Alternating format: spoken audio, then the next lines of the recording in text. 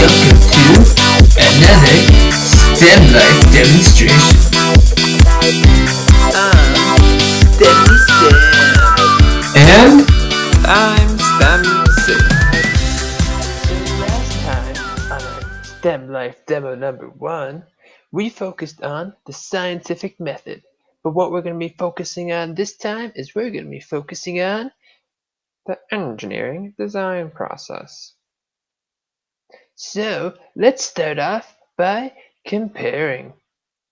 When we take a look at the scientific method, we're going to have questions that we ask, while in the engineering design method, we're going to have problems. In the scientific method, we're going to start to construct what's called hypotheses, and this is where we're also going to define our variables. Whereas in the engineering design method, we're going to be specifying our requirements, such as our criteria and our constraints. In the scientific method, we're going to test with an experiment, while in the engineering design method, we're going to start to develop and prototype a solution. So, let's first take a look at defining a problem.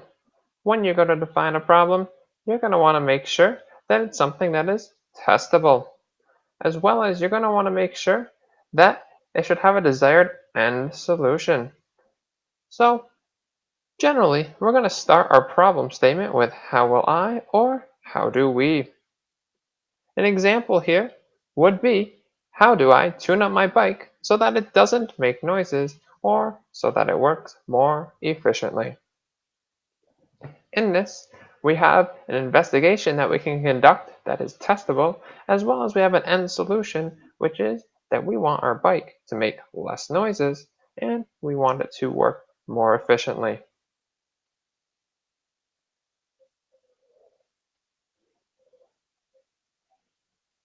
In the engineering design process, you're also going to want to specify requirements instead of identifying your variables like you were in the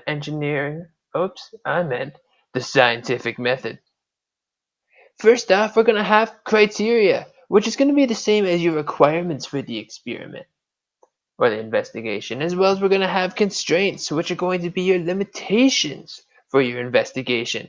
Now, some examples of these could be tools that you have available, the amount of time that you have, the size of the thing that you're trying to make, or the color. These could be all different types of criteria and constraints or requirements and limitations for your engineering design project. After you start to brainstorm and research, you're going to want to start to develop a prototype solution rather than conducting an experiment. This is going to be part of your investigation.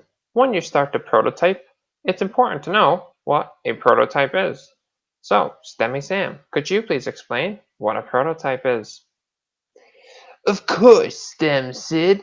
Prototype is going to be a first, typical, or preliminary model of something, especially a machine, from which other forms are developed or copied.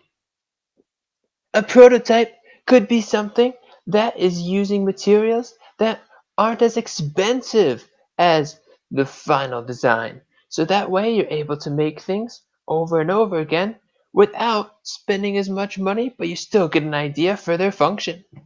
As well as it could be something like shoes. STEMmy Sam loves shoes.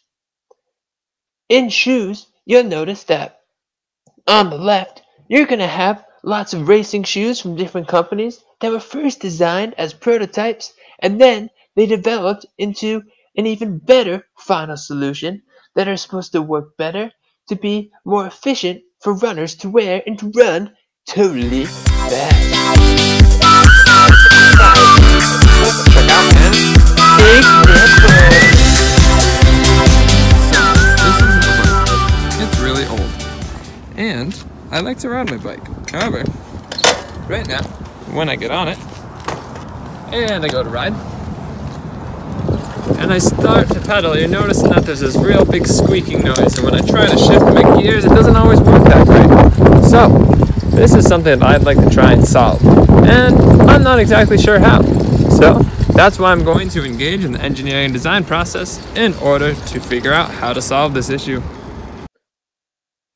First, we're going to define a problem.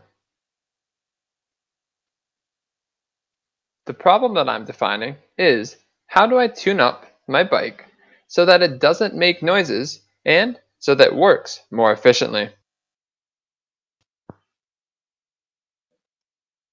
So, with my bike project, looking at my criteria and my constraints, some of my criteria and my constraints, or my requirements and limitations, are going to include that I want my bike to make less noise when I pedal.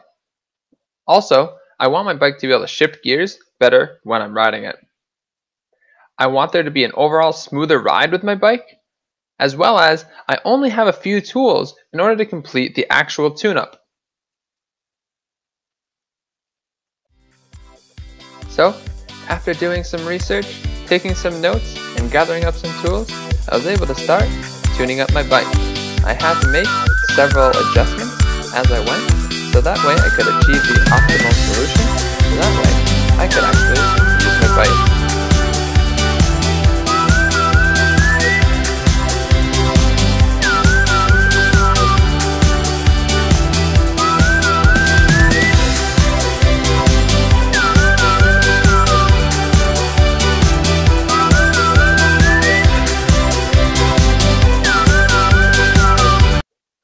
Yeah, it's a STEM life. Thank you for watching.